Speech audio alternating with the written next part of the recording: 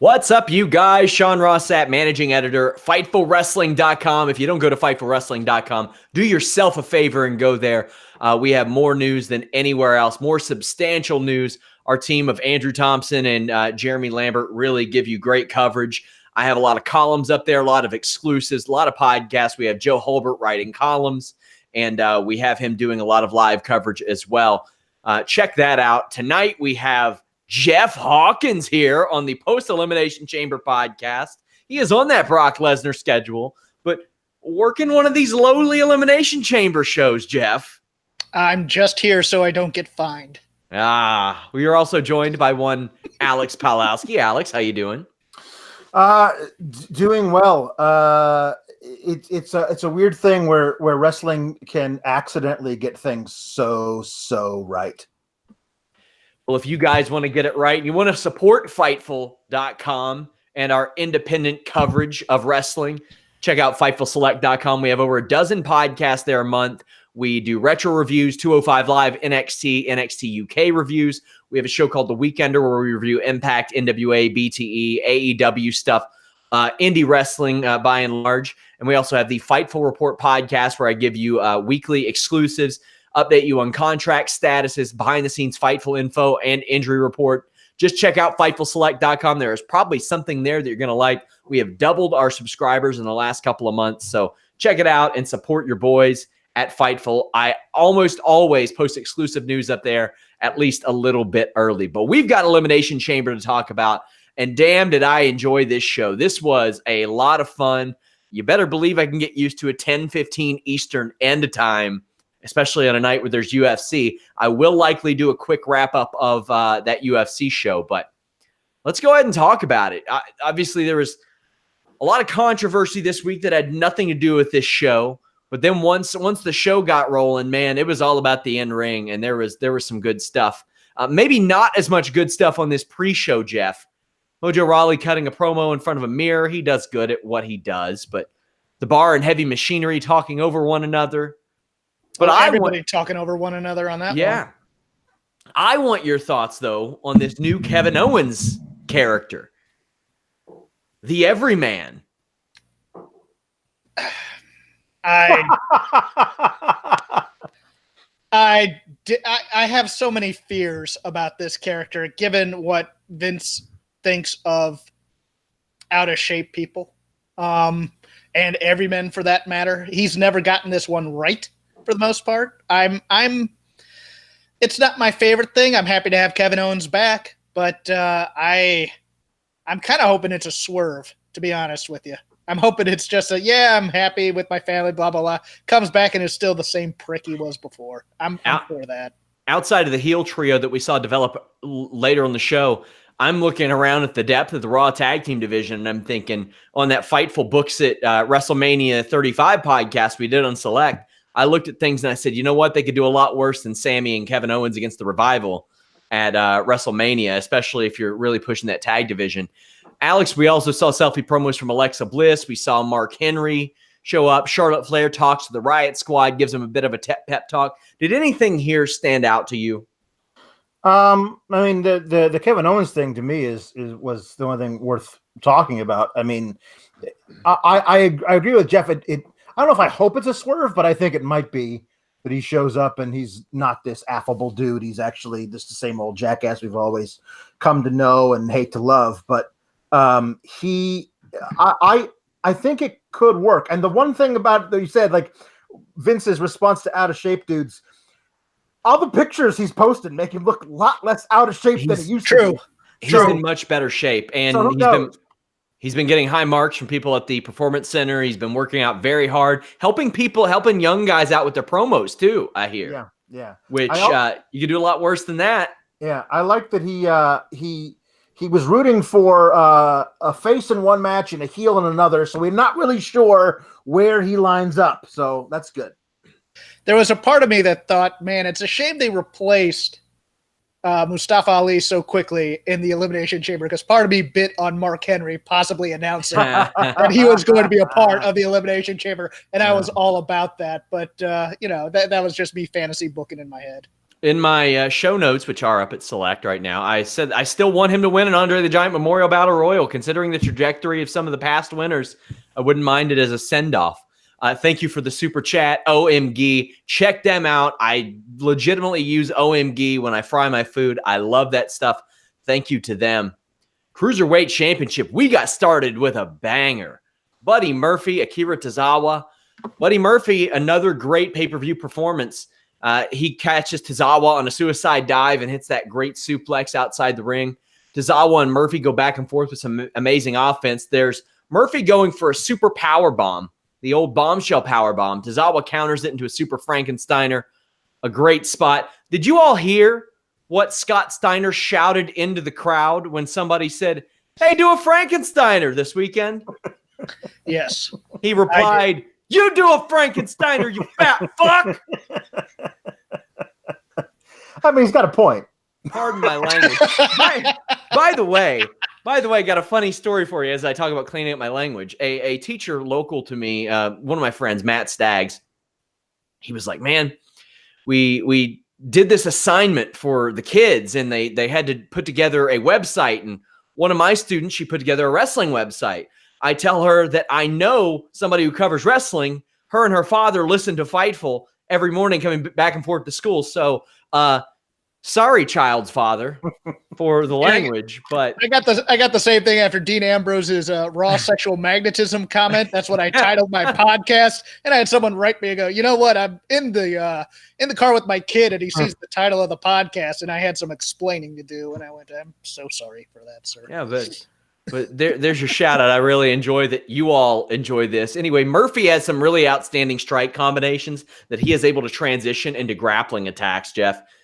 He's got a real knack for this. I mean, I always liked Murphy's work, but man, this is a far cry from the Buddy and the Murphy that we saw in the tag team division at NXT.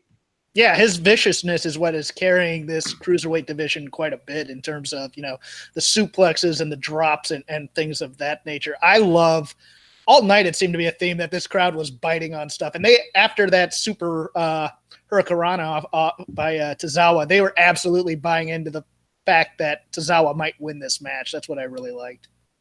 Alex, this was a good crowd. I mean, oftentimes we talk about how cruiserweights are sometimes best served being at the beginning of this show because they get a crowd hungry for wrestling. Yeah, I mean, this is the same thinking that went into all those old Nitros where the cruiserweights were always the opening match of the night. People got really excited to watch wrestling. This match is great. This is the thing about it is that I love Akira Tozawa. I think it was kind of the one thing about it that I thought that was really great was that on the 205 Live before this, during the little contract signing, Buddy Murphy says you can't beat me. And Tozawa says, "That's what the king of the cruiserweights thought. And I beat him." I thought it was so great. It was the first time I actually heard them reference Neville in a long, long time without actually saying his name. But it was really interesting that they did that, which made me think, okay, there's a 10% chance they actually give it to Tozawa and have Murphy win it back at Fastlane or something like that. But this match was amazing. These two guys work really, really well together. Murphy is so great at selling for these guys who are much smaller than he is. And also doing crazy things like that dirty dancing thing, power bomb into the Hurricanrana, which nobody else could do on that show. And you mentioned, the old tag team of Blake and Murphy. Murphy turns out to be by far the better partner of those two. Because Blake's doing okay with his little weird discount biker thing they got going on NXT, but it ain't this. Buddy Murphy is the realest of deals.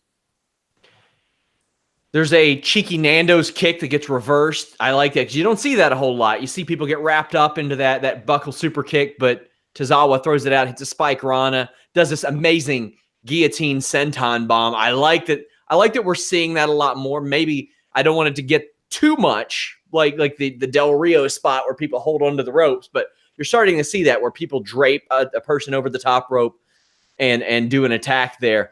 The Murphy's Law is reversed. But then Murphy's locked in the Iron Octopus. Then Murphy's Law wins it. Good match. Good showing. I'm okay with this winner, Jeff. I'm very okay with this winner.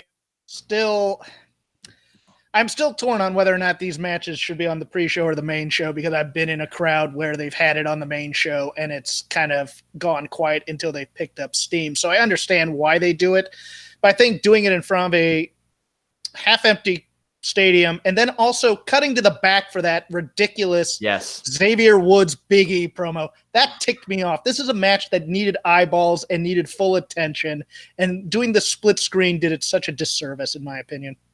Yeah, they've got an hour to put shit like that on the pre-show. They don't need to spend that. And every time I've asked, because I try to ask often, I'm always told it's a product of having a hot crowd and a product of selling the network, because this is a network-only property that you're not going to see on Raw anymore, and people get to see it on YouTube, on Facebook, on Twitter, all that. Alex, any final thoughts before we move on? No, I agree with you. Like the idea of, hey, this is a commercial for the network.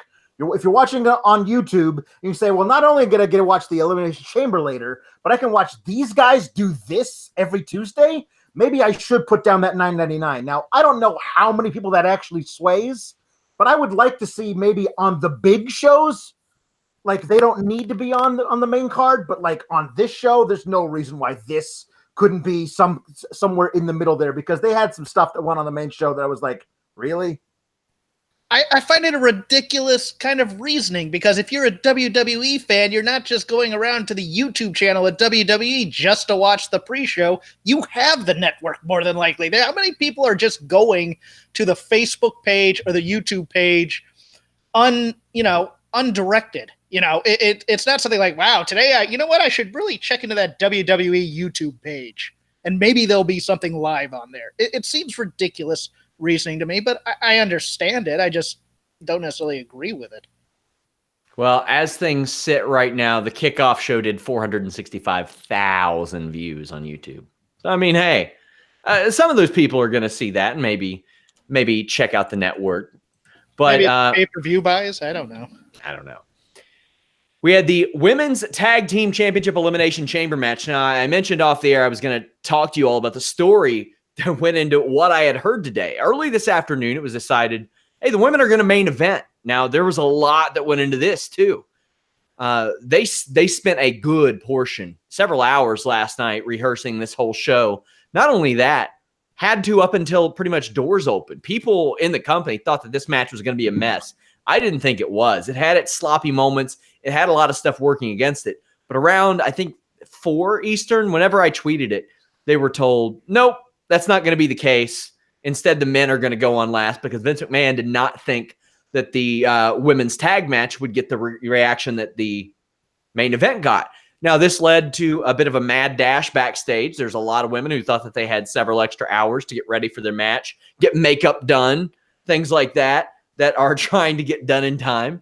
I think all things considered, with all the stuff that they had to battle, from not having this type of match with tag teams before, honestly, not having the greatest array of workers, Alex, I thought they did pretty damn good, and I really enjoyed this match. Yeah, no, you in the chat, in the Fightful chat, you sufficiently dropped my expectations. So I was there going, it's like, oh, this is going to be a dumpster fire. And it wasn't, which is fine. A lot of parts of it were a mess, but like a really fun mess.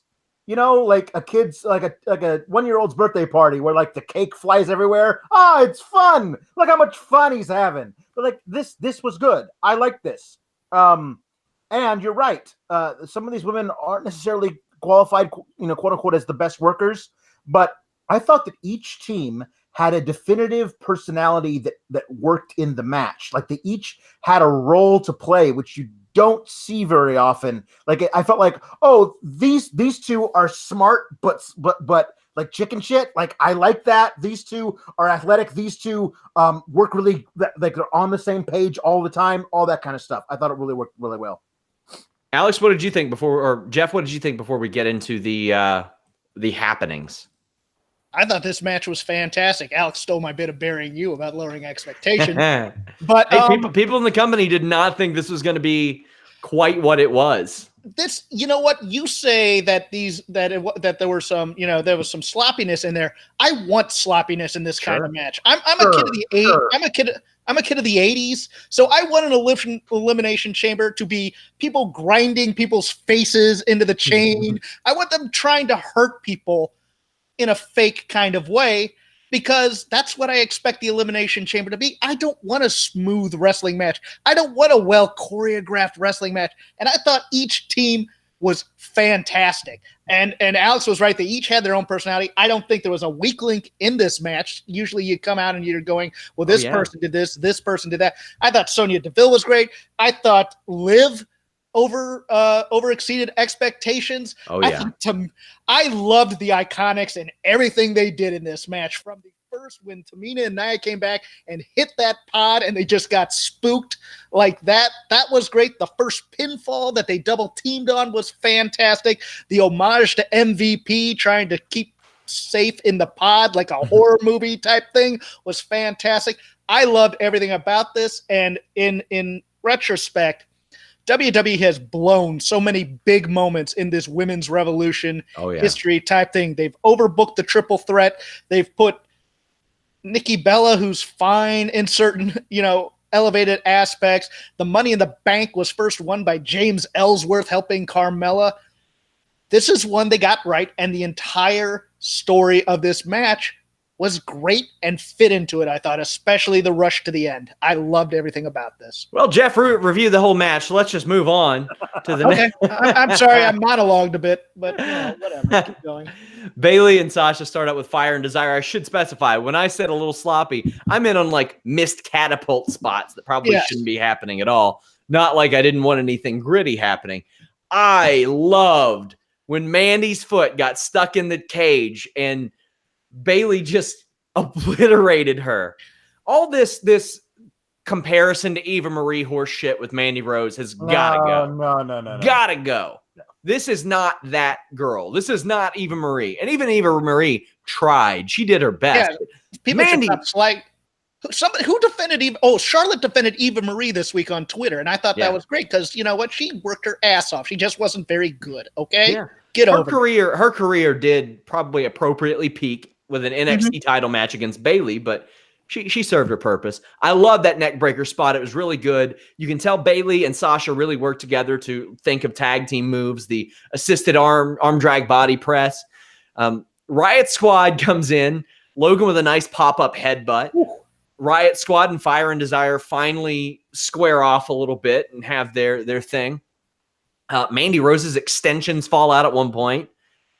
Everybody thought that her teeth were knocked out, but my wife said, nope, it's lipstick on the teeth. Immediately spotted it. I was like, that's why I have you in here. Iconics are in after a Tower of Doom. Another dove cries. Iconics are in. They go off. They had some good offense. Dare I say this is the best performance of the Iconics main roster run here. And not a high bar, Alex. We cover them weekly when they're on the show. Yeah. But this, I thought, was their best performance. Yeah, the Iconics showed that they have some real personality, which tag team divisions really need. They do. You always need somebody, the team that's got that real personality. And also they showed that they have good tag team offense. I loved that double pin. That was really cool. I love the thing of like running in and immediately trying to pin everybody on the floor and then like crossing back and forth to pin the person that the other person just pinned. All great. Loved it. And my thought is this. I know they'll eventually tell us this, but I don't like right now after tonight's show, not knowing if it's even possible for the Iconics to even get a shot at these titles, since the titles are now on Raw. Like, they've never mentioned at all if it's going to be floating or how that's going to work. Like, I'd like to know what that was all going on, because I think that both Sonya and Mandy and the Iconics showed a lot, and I don't like them being like on the show that doesn't have the tag belts. Like, I'd like that to be something that's available for us all to know. I think it's fair to assume, since both brands were in here, but we'll find out. Fabulous Glow are in. By the way, there was an ugly ass like somersault kick that Peyton did. That was not too hot, but no, it was it was good enough to where it landed on Bayley's face and they were able to get a replay out of it. So, hey, if it's a happy accident, nobody gets hurt, hey, we're good. I also like the assisted face buster onto the knee that they did. That was a really good spot. Fabulous Glow are next. Naomi hits a big springboard body press and everybody hits a bunch of Bronco busters. Fabulous Glow through their offense. But then there's this great series of moves. Like Peyton hits a Widow's Peak, Liv with a code breaker, Sonya with a spear, Carmella with a super kick. Mandy does an awesome suplex that turns Carmella inside out. And I'm thinking, yeah, even Marie wasn't doing that. No, she wasn't doing that one. This was really, really cool. Mandy and Naomi face off, but the Iconics capitalize and eliminate Naomi. I think, Alex, that the Iconics needed that. Yes. No, they definitely did. I mean, if only to maybe allow that Naomi to move on from the Mandy thing and get a Naomi and Carmella deal versus the Iconics program, even if it's only on TV and not involved in any kind of pay-per-view. But the Iconics needed something to prove that they belonged here, because they didn't pin anybody in that match. They were just hanging out. They've kind of got here because they didn't get pinned. So I liked everything that I saw from the Iconics tonight. I loved them in NXT. I've bared with them on the main roster, and now they're actually doing stuff. I like it. I like that they were more than a comedy group here. I like that they have a certain edge to them. They had a certain viciousness to them, and that's what you need to do with goofy villains. Sometimes you need to show that they are really villains and really good at being villains, and I really liked it. Yeah. And that maybe that the product of, or that their humor is somewhat maybe a product of that more than just a sideshow. Jeff, talk to me about the production on this show. Tamina and Nia came in and they probably slung the Iconics into the cage 6 or 7 times, which would have, I assume, was a good spot. I wouldn't know because I couldn't see it. Yeah, they were doing a lot of cuts. There was one during the main chamber where Kofi had Daniel Bryan wrapped up, and they're still showing the audience. It's like, no, go back to the crowd there. I mean, go back to the ring. Yeah, a small package in the main event. Yeah, during the pin. Mm-hmm. There were a lot of cuts here, but I think they were people trying to get in position where the cage, but they had people inside the cage. There was no excuse for that. It was, I mean, you're allowed a few of these shot times where you screw up sometimes, but it shouldn't happen that often. But I loved that spot. Tamina just has the best just kind of second banana badass look when she comes to the ring, and she was great when she was surrounded by everybody at that one time where she's looking around, she's Custer surrounded. It was great. Yeah. She's done some pretty good work. I'm highly critical of her, but man, she's done some good work of late. Bayley and Sasha, or actually Tamina and Nia get a Samoan drop to eliminate the Iconics. Bayley and Sasha do the old H-bomb, the Harris Brothers drop, man. That's one I ever expect to see from them there. But Sasha does a nice knee spot in the corner. Liv and Sarah then jump off the chambers. Outstanding. And then Nia just ate it into that chamber, man. She's like, listen, I know I've hurt like all of you. It was the best. It was like a cartoon. She hit it and then she kind of slid down. It was great. It was so good. My favorite thing is that Cole talks about how Bayley just able to dodge out of the way. And as he finishes saying that, they go to the reverse angle, which shows Bayley right here and Nia just running past her. Like, Bayley didn't move. Nia just ran directly past her. It's like, oh, yeah, she really dodged. She dodged hard on that one. Well, she ate it, and she sold it great. I thought that was one of those good, comical, but realistic sort of sells. Before that, we had seen Tamina drop toe-holded into Sasha's knee. That was a good one, too. And one where there's not a lot of margin for error. And I don't know if I'm picking Tamina in little margin for error spots, but it all worked out. Tamina gets eliminated. All 4 members of the match pinned her after a Meteor and a Bayley elbow drop. This made sense. This was good. Got a good reaction because I think almost everybody expected this team, Alex, to either win or be in the final two. Yeah. Yeah, I expected them to win. I thought they were going to do the swerve here, especially when they put this match on first. I thought they were going to have the big disappointment that then they would allow the fans to recover from.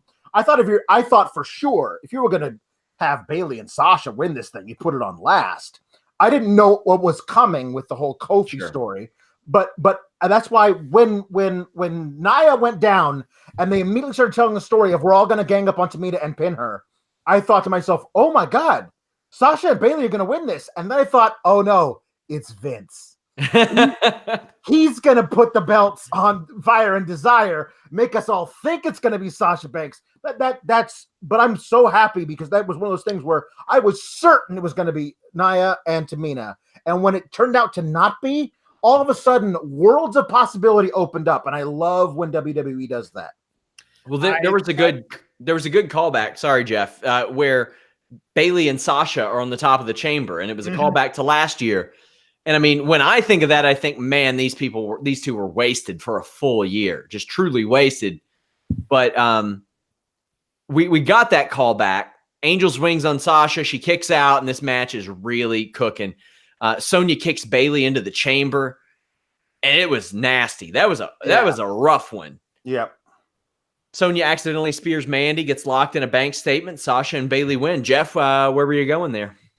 I was with Alex. My first thought when I saw Tamina get pinned is here comes Nia, and she's going to destroy all four of them. Yeah. Because she was off screen for that long. I went, here she comes. She's going to get the heat back.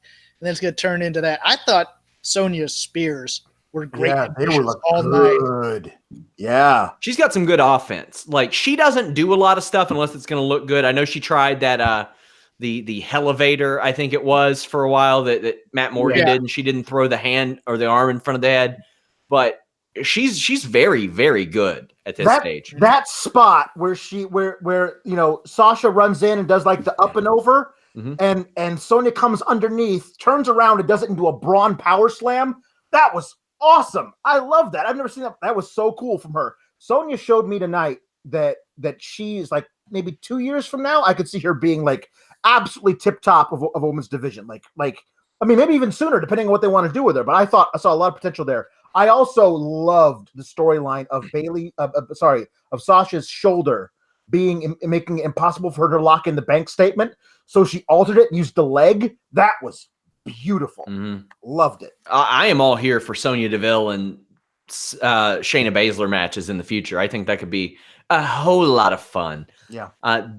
Bayley and Sasha Banks give a teary-eyed promo afterwards. You could hear Beth Phoenix crying on commentary, which I think just added to the moment. Beth Phoenix, a woman who was way ahead of her time. Way ahead. At least as far as the business was. Quite frankly, had they wanted to put together this type of division, I think they could have a lot sooner. But, man, this was good stuff. Jeff, any final thoughts on this one?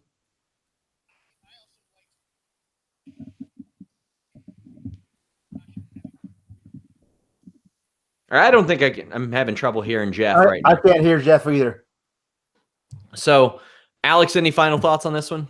No, I thought, well, obviously the right team won. I mean, it's a major deal to say, hey, as a trivia, 25 years from now, who were the first women's tag team champions? It was Sasha and Bayley, and they held the belts, 4 times over the course of several years or whatever. Or they held it for so long, as opposed to, it was this team you've never heard of.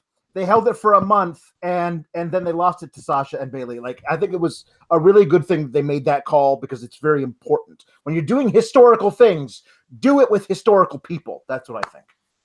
Jeff? Can you hear me? Yeah. Yes. Okay. I liked the juxtaposition of Sasha and Bayley, Bayley being injured and Sasha having to carry on with the team. And much like Beth Phoenix, I got a little misty-eyed too because I root hard for. There's been a couple of times I've gotten really kind of weepy, and it was when Sasha won the title and when Bayley won the title, and now when they won the tag titles. I know that they're just tag team geeks like the Revival, so I always love it. I hope it's a new boom period for tag team women's wrestling. Speaking of tag team geeks, the Usos tried their best to get fired by beating Shane McMahon and The Miz to win the SmackDown Tag Team Championships. This all, of course, according to Fox News. Yes. Miz brings out the GOAT Maurice and her GOAT theme song and announces they're having another kid. So good for them. Awesome. Now, there have been a lot of relationship controversies over the past 24 hours or so. Now, I think, quite frankly, if you want to be scandal-free, just need to get a Blue Chew sponsorship, Alex. Oh, yeah. Then if it happens, you can just say, well, listen, I got to do it for the brand. You got to do it for the reputation. Yeah. And maybe your reputation around town in the sack ain't so hot. Blue Chew can fix that, my friends. BlueChew.com brings you the same FDA-approved active ingredients as Viagra and Cialis, but Blue Chew works better, faster, and it's cheaper. You can take them anytime, day or night, even on a full stomach. Since they're chewable, they work faster. How are they cheaper? They prepare and ship direct. You don't have to wait in line at a pharmacy. You don't have to go to the doctor. You fill it out online, come straight to your door. BLUE, chew, like the color blue. You can get that free right now. Just use the code FIGHTFUL. You might be so frustrated, you're stripping down and squaring up. People just going wrong way down a one-way street. You get pissed off, and you're like, I can't handle it. Let's throw down. Next thing you know, Fox News says you're trying to quit your job. You don't want to do that just because your gimmick needs some help. Go to BlueChew.com. Use that code FIGHTFUL, and you'll have people tagging in and out all night long. Just pay $5 shipping. Code FIGHTFUL. What'd you think of this tag team title match, Jeff? You know what? I really liked the end. I liked it overall. It was good. It was good for what it was. It was Shane McMahon has to be thinking like Danny Glover and Lethal Weapon. I'm getting too old for this stuff. Just watching him, huffing and puffing on the top rope there before he went off to the table. But for me, and not to actually come back to me when you get to the end, but overall, it was fine for what it was. It was a good story match. We were doing the Fightful Books It podcast, and we realized the insane depth on SmackDown. People that aren't even being used. Sanity, the Good Brothers, the Bar, the New Day. You have Rusev and Nakamura apparently a thing now. You have the Usos. You have McMahon and Miz. There's probably another team that I haven't even thought of right now because when we counted, it was like 9 deep. On Raw, you've got injured AOP, the Revival, Rude and Gable, and then it's like the B team. The B team. The B team and the C team and the D team and the F team. Yes. So I thought that this was a pretty solid match. Miz avoids a super kick, really gets worked over. Shane McMahon tags in, gets a coast-to-coast on Jay. Now, people got to help him, but this is still impressive at this stage. Also, he's still able to do that elbow drop, which is a little more blatant now when they clear off the table and there's a giant ringside pad on the table. Jeff, at what point do you think Shane stops doing this? Does he? I think this is the last one because that looked like a glancing blow on the table when he was kind of sliding over it to get there. I watched that and I thought he was having a heart attack when he was on the top turnbuckle before he was doing it because he was dead tired at that point. And he looked like, I'm a little worried about that I have the hops to make this jump right now. And I was a little worried he was going to short it. I think it's sooner rather than later. I think he'll do it one last time when he and Miz are at WrestleMania, but in that match. But I'm hoping he has very few of these left on his bump card. I think that he is good for either coast to coast or flying elbow drop to the table. That's it. And honestly, I think he might be good for one of those per night for like another 3 years. Like he's in incredible shape for a guy his age. Like I don't know, at some point it all goes away, but he's in incredible shape. Like he feels like he's in better shape now than he was like even a year ago. Sure. I don't know, I don't want to speculate, but hey, whatever's working out, whatever's working for you. I don't think he can be in worse shape, at least from a cardio perspective. The man, he looks like the Kool-Aid man busting through doors. Yeah, that's true. It was rough. But he's got the hops for one of those things, but not a full coast to coast, a half coast to coast, and then the elbow drop. I thought to myself, Shane, come on, buddy. Miz lands a skull-crushing finale on Jay, gets crucifixed for the pin, though. This comes after the Usos kind of played up the heel role because Jimmy and Jay were taunting Miz and using his tactics. I thought this was solid. I'll say this, the Usos are terrible at getting fired. They're really bad at that. At this point, I don't know how you can not have them in the conversation among greatest WWE tag teams ever. They've been around for almost a decade at this point, 9 years. Consistent as a tag team. The last 5 years, they've been atop the tag team division. Those first 4 years, maybe not as much. Although, once 2014 rolled around, they started to have really high-level matches. The Shield was around, the Wyatt family was around, and you started to really see what they could do in the ring. Miz and Shane looked dejected after the loss. What does this do for Uso's legacy for you, Jeff? Or is this just another tag team title win? It's another tag team title win for me because I don't view Miz and Shane McMahon as anything more than a plot device. Mm-hmm. Joke Chris Zellner made was, man, aren't you glad that the Usos aren't facing the bar tonight? I'll tell you a little thing that I watched that I loved on that last pin. Watch Miz's face during that time because he's so exhausted turning over Uso. And then he gets slid over, and there's that moment he's still exhausted, and then there's the moment of panic that comes over him. And he did such a great job with that, I've been caught, and I need to get out of this right now. I thought that was really the cherry on top of the sundae. I thought that was great. Alex, any thoughts on this tag team title match? No, I agree. I think The Miz is he's just a fantastic actor in the ring. Like he does great stuff. It takes a while, but he's acted in so many things that I can't help but rub off. So good actor, yeah, he's a good actor. So I thought that was really good. I loved. I mean, that was also one of the smoothest, nicest, like full on skull crushing finales I've ever seen. Like some of them don't look good. Like Uso took that like a champ. And so it made sense why it was so hard to roll him over. That guy was dead weight. And I love that the Uso, whichever one it was, I'm so sorry. I still can't tell him apart. Jimmy. Oh. When he rolled it over and it got into the thing, it almost felt like it was reflex. Like that was a really great moment by two in-ring veterans where you honestly felt like Jimmy had no idea what he was doing. He just did it because he had a split second where maybe I can reverse this. Like that was great. We see it all the time. Fighters legitimately get knocked out, and their first instinct is to shoot a double leg on the ref. Yeah, and try to take him down. Yeah. You know what's great is that Miz is playing the story of a guy who's really bad at being a babyface. Yeah, it's like he goes, "I'm gonna do this for my kid," and then he gets beat. And then he throws a temper tantrum in the back. This is so great. It's like he is the worst. I think he's just going to eventually become self-aware and go, you know what? Screw this good guy stuff and just go off of it. But I love it. I'm doing this for my kid. It goes out and loses. It's beautiful.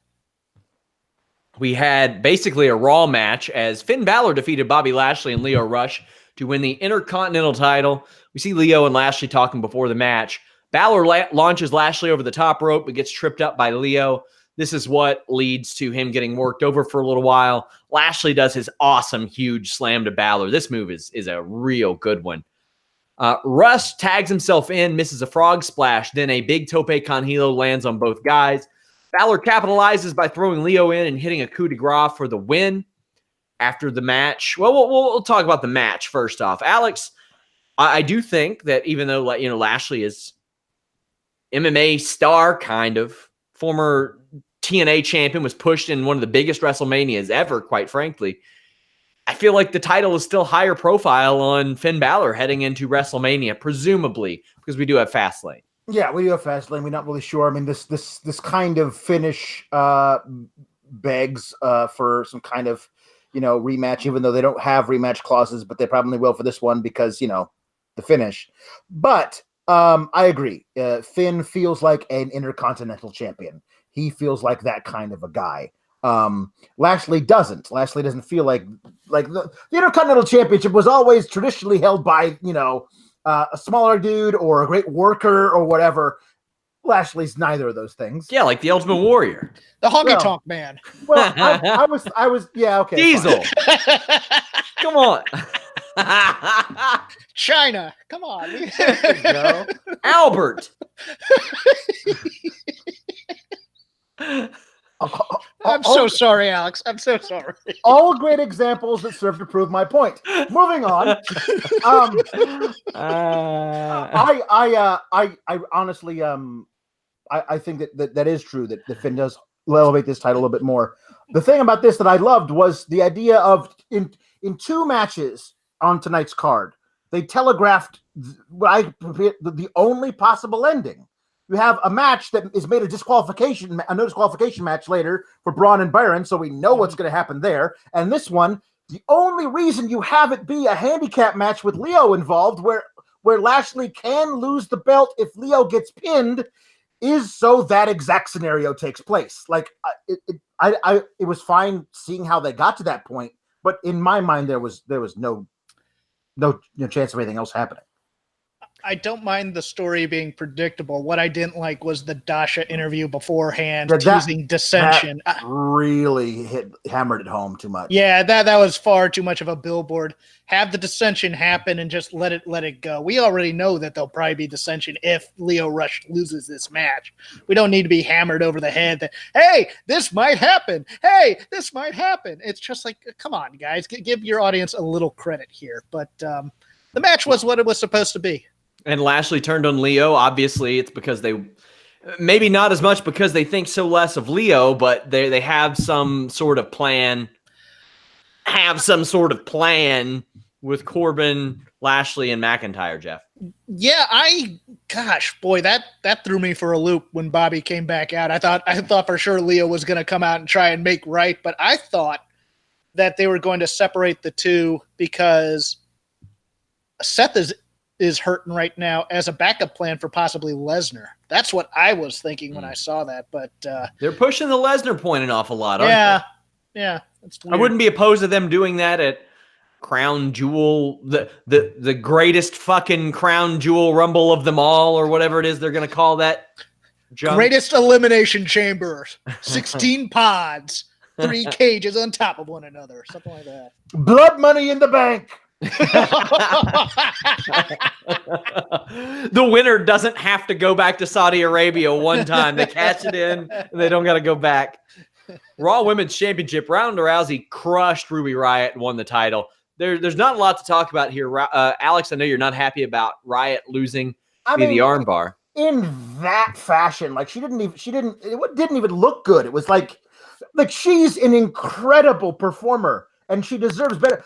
All these other women who have actually wrestled real legitimate matches against Ronda Rousey and like Alexa Bliss wrestled against Ronda Rousey. For God's Alicia sake. Fox wrestled like Ruby's looked the worst of all of them. Seriously, Ruby's really, really, really, really good. And she doesn't deserve this.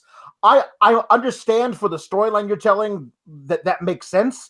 But if that's the case, then don't have it be Ruby. It doesn't have to be Ruby. It could be anybody else. They decided like a year late to have Rousey crush people. Yeah, they did. Jeff? I disagree with Alex somewhat. I think the story to build up Ruby happens when she turns babyface because she has a fantastic story to tell.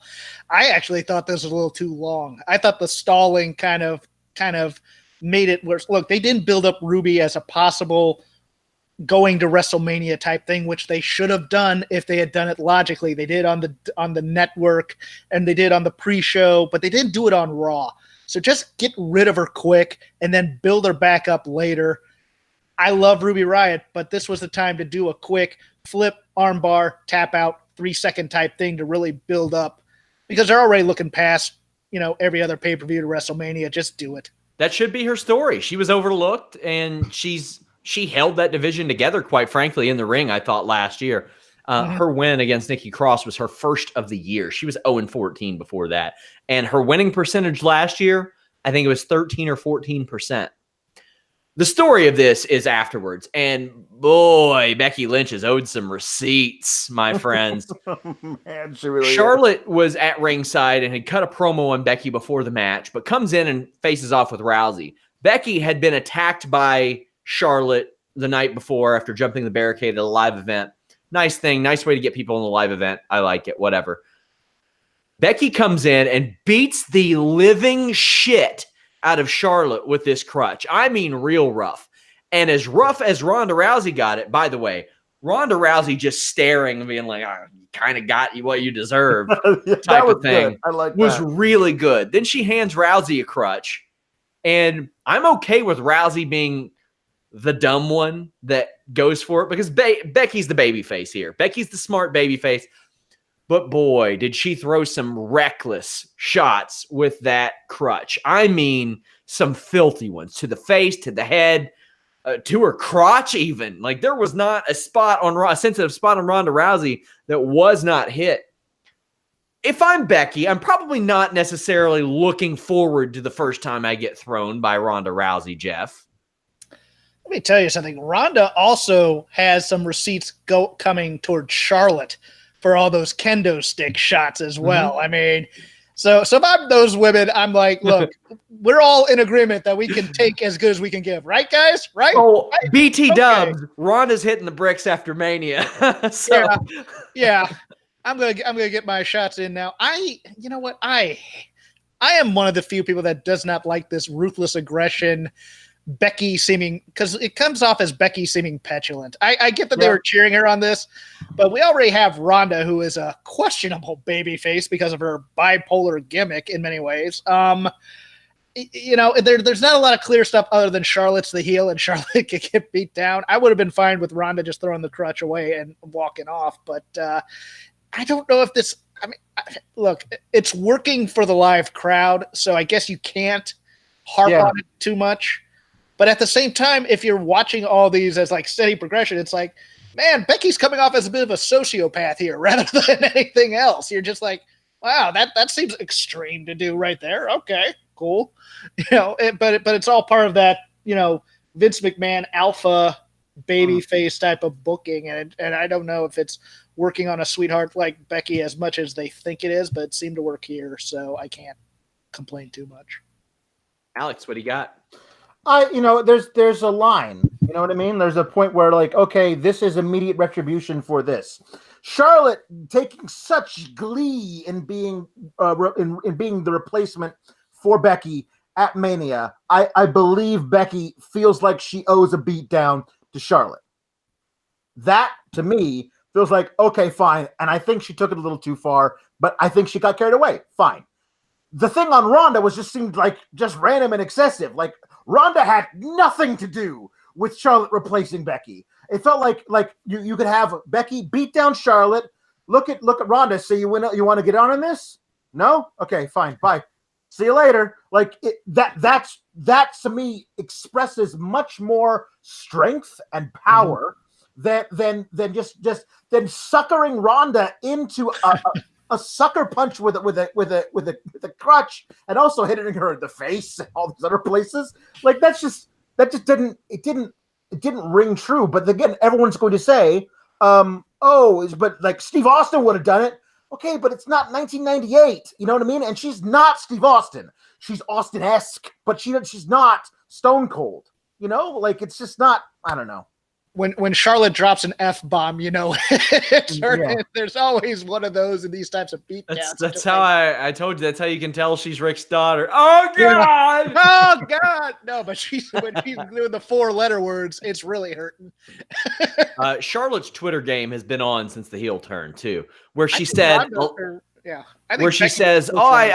reason why I didn't enter this tag team title match is because it's not like me to take away from people who deserve opportunities. That was brilliant.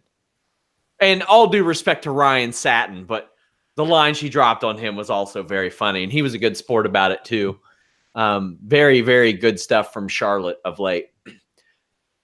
No DQ. Baron Corbin defeated Braun Strowman. This is weird. Baron tries to set up a kendo stick. Braun busted over his knee, gets power slammed through a table.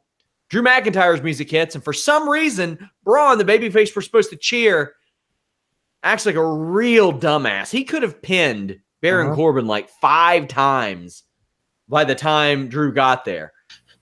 So while he's looking at Drew, he gets hit in the back with a chair by Lashley. That little prick Nicholas, nowhere to be found. Very ungrateful, that kid.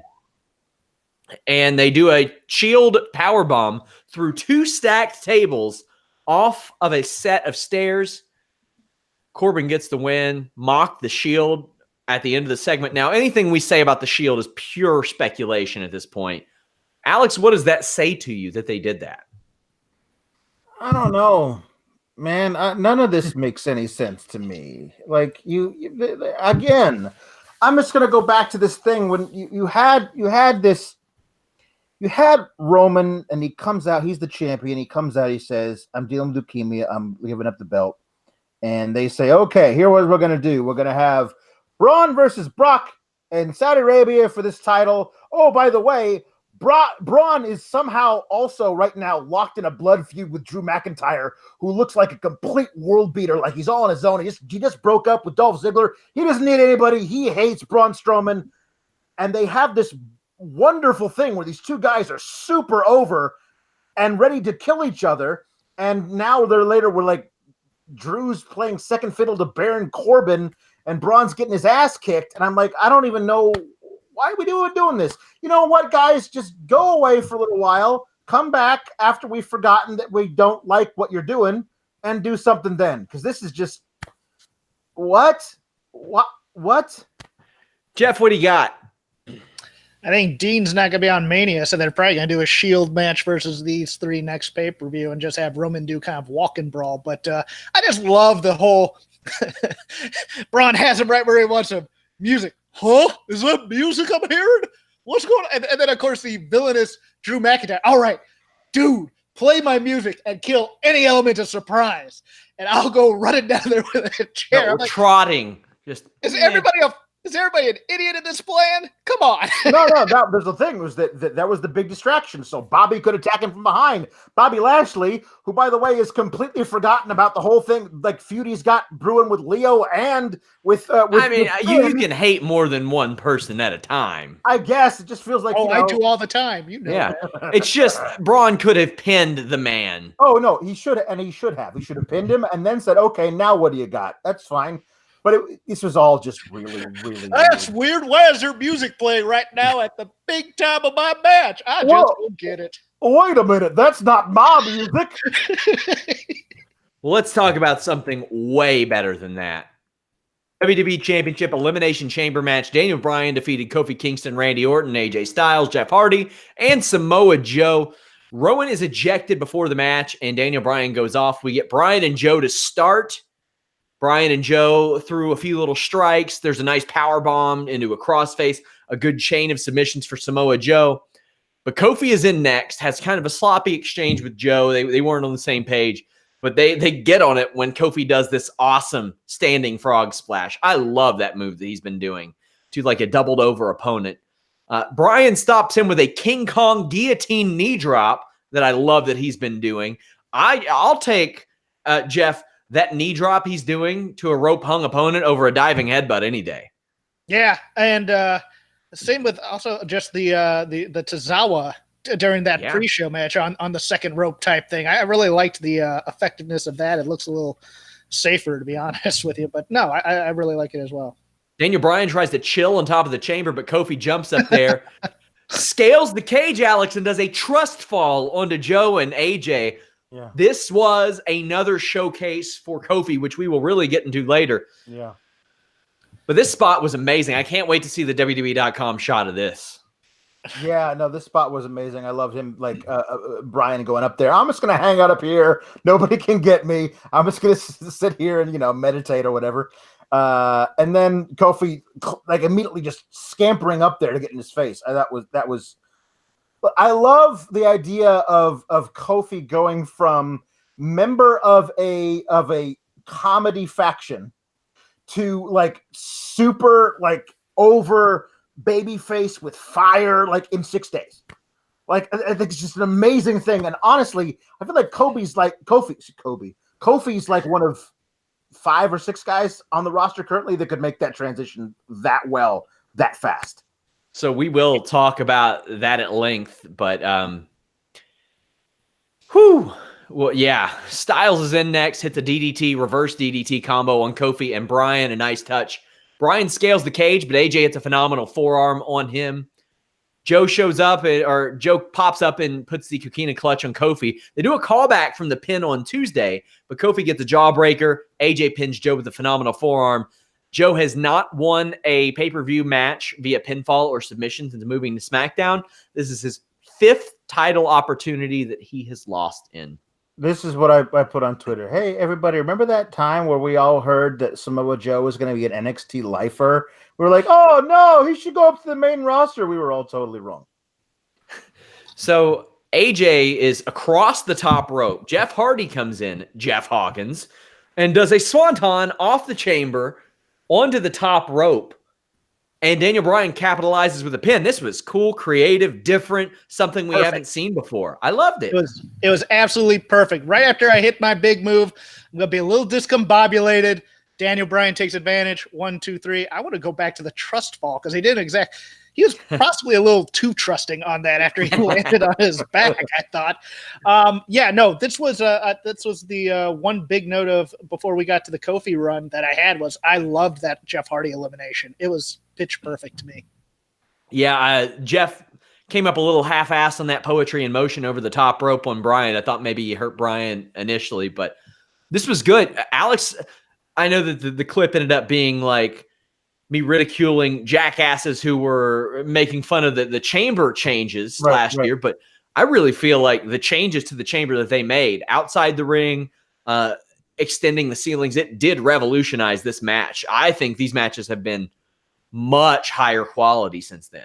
Yes, I agree too. It used to be about, oh, the punishment their bodies are taking. Yeah. And now it's like, okay, well, maybe we don't need to like maim our performers. Maybe let's let our guys play video games and rub butts with each other instead of taking painters all day. It seems a good idea. Yeah. I also thought it was interesting. One of those things is it's wonderful that it's Jeff Hardy because there's no way he can be hurt by being the guy who enters 5th and is eliminated before the guy who enters 6th comes into the match. Like Jeff Hardy is bulletproof in this particular situation, and like he got a great piece of offense in right into a great elimination, a really cool move, and it allows you to believe that anybody can be eliminated at any time, and I like that in a match like this. We see another Tower of Doom of sorts with AJ Styles getting a spider suplex on Daniel Bryan while he's hung up. Orton is in, catches a springboarding Styles with an RKO for the pin, but then this match is a Kofi Kingston, Daniel Bryan masterpiece from this point forward.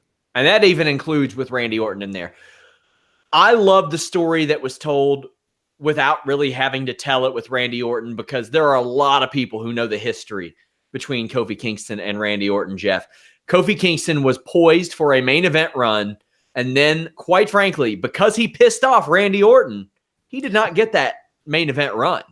The SmackDown clip is fresh in my head where he messes up a move and Randy Orton is yelling, stupid, stupid, stupid to Kofi Kingston. And thus ended his push, with the exception of getting to pour paint on a car, I think was the only thing he got to do at that time. But no, that marks one of the times where I really wasn't the biggest Randy Orton fan in the world then, but I really kind of turned on him then. It's like, dude, he messed up a move. You're going to mess up a move occasionally. Keep going with it. But look, sometimes you get a little pull in the back after those types of things, and then you're sent to mid-card purgatory. Well, fortunately for Kofi, his talent and longevity has proven a great tool for him because that story came full circle, and we do have a much more tame Randy Orton these days. Yeah, did the honors for Kofi Kingston, trouble in paradise after he had almost RKO'd Bryan. that was a nice thing to throw in there. That was a great thing to add. We get huge Kofi chants. It's down to him and Daniel Bryan, and it needed to be. And initially when I heard, well, Vince McMahon thought that the women's match couldn't really live up to the reaction, and I saw Sasha and Bayley win, I said, well, then what's going to happen? What's going to happen? Because I didn't really think Kofi was going to win.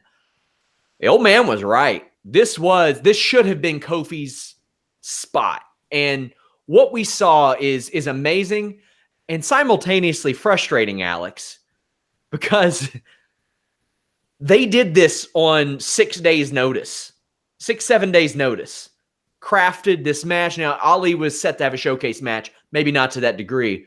And then Kofi Kingston had this amazing performance. They did this with their back up against the wall. And It was beautiful and emotional and a great story and awesome. This is what they should be.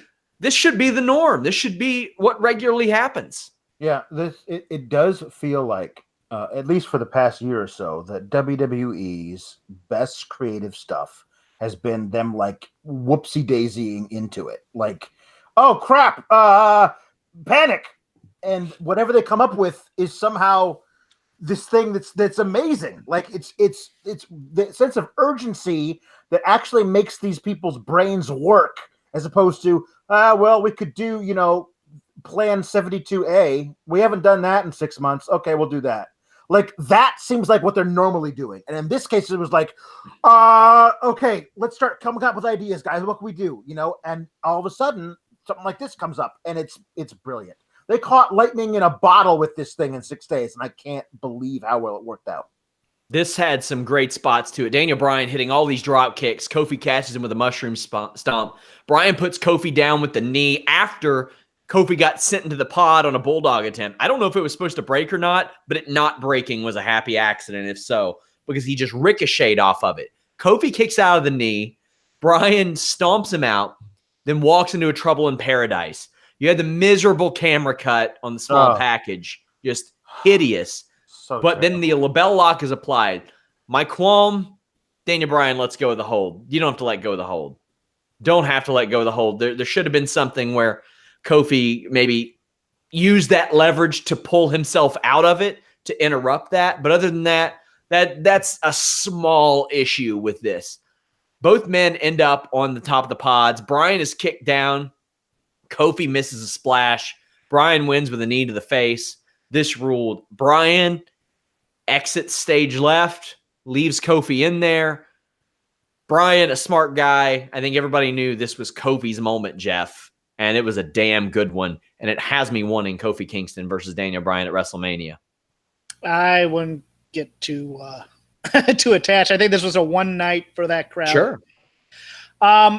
You know what? It's weird because up until that second half of the Chamber, I thought not having the women on the main event was a mistake.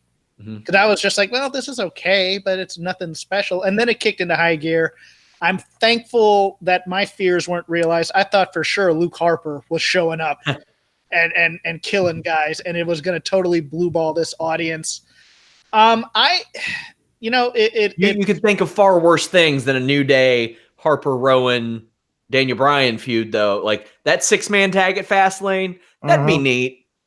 Yeah. The 6-man tag at Fastlane, if the New Day wins, Kofi gets a rematch. He gets a singles match versus Bryan at Mania. Like that kind of writes itself. We drew that one up on the Fightful Books at WrestleMania 35 podcast on FightfulSelect.com. But Jeff, I digress.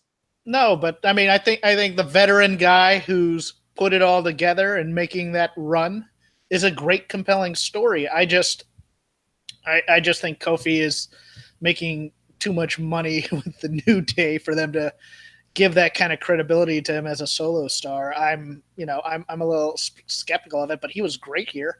Let me ask you guys this, because I was thinking about this on commentary when he's up there on the pod with Daniel Bryan. They're putting over that he should be throwing everything at the wall to try and do this. Oh yeah, I think it was Saxton who was saying that stuff, and I'm thinking, if this were, say, Ventura or Bobby Heenan, they'd be pointing out, why are you taking this big of a risk that high up, as opposed to staying on the ground when you have him right where you want him? I wasn't sure if that was. I mean, it's the big risk and then the big miss the right way to go if you're pumping up the he should be throwing everything at the wall type of thing. I was a little bit hesitant on that, but I thought afterwards it was the right call to do. Yeah, you know what? This might be your only shot at a title. Throw it all against the wall. See what happens. My least favorite way for the fan favorite babyface to lose is to do a high risk maneuver from the top rope. No water in the pool, splash, and walk into the finisher.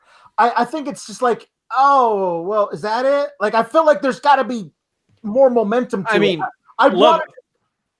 What? Love of God, they wrote Randy the Ram Robinson. The end of his movie was him leaping off the top rope, and you don't know what happens. Right. You don't know what happens. So for Kofi to kind of go out that way, but you see what happens, man, that's kind of poetic. And there's something really endearing and charming about the fact that in interviews, in public, Big E could be a single star, could be huge. We all thought it would happen.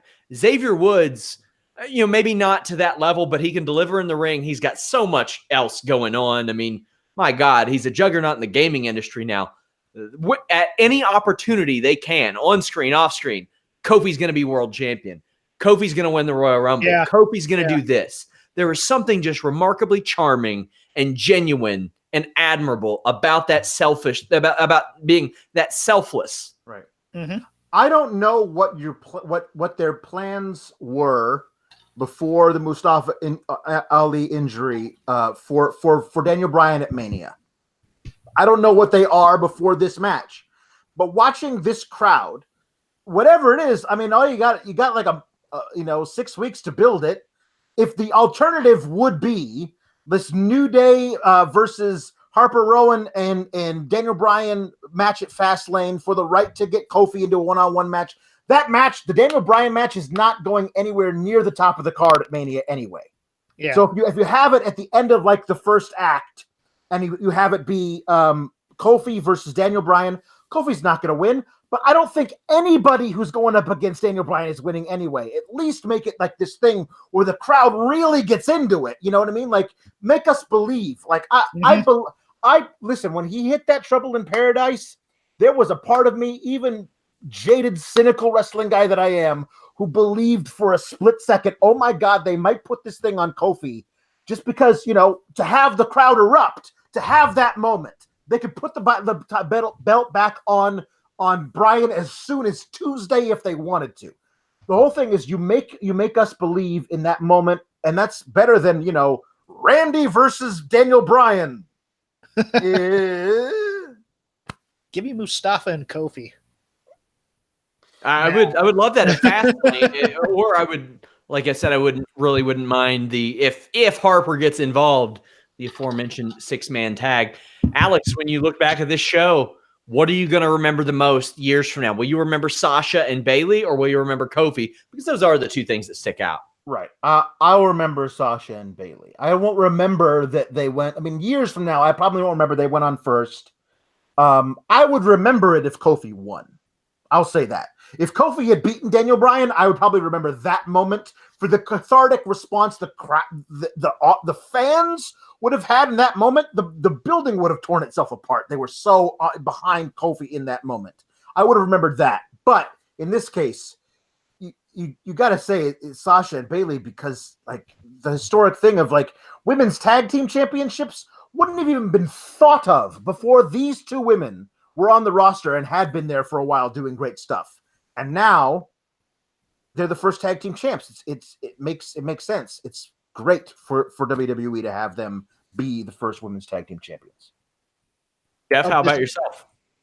I'm going to remember that first look. I love Bayley's exhausted, sad face kind of when she's like that first look she and Sasha kind of gave each other after winning the match, and you knew how much it meant to them. It's definitely those two, because look, they've been underwhelming the past 2 years, maybe even 3 years on the main roster, and this means a lot to them, and I'm hoping it means bigger and better things for them. Obviously, it's going to be that for me. Guys, we are here after Raw. We're here after SmackDown. We're here on Wednesdays for the Listen You Boy. I will be doing a quick UFC results podcast over on our MMA channel. Go over and subscribe. It's youtube.com/Fightful MMA Boxing. If you want to support us directly, FightfulSelect.com is the way to do it. If you all don't want to support us financially, go over to iTunes, leave us a nice review, leave us a thumbs up or subscribe. Jeff, tell the people where they can follow you on social media and check out your stuff. You can follow me at CrapGame13. You can follow the other show I do at Shake Them Ropes. You can also, we just did a Patreon episode, 2 hours worth going bit by bit, blow by blow of Andy Kaufman and Jerry Lawler at patreon.com/Shake Them Ropes, all one word, for $1. You can listen to that on your holiday weekend.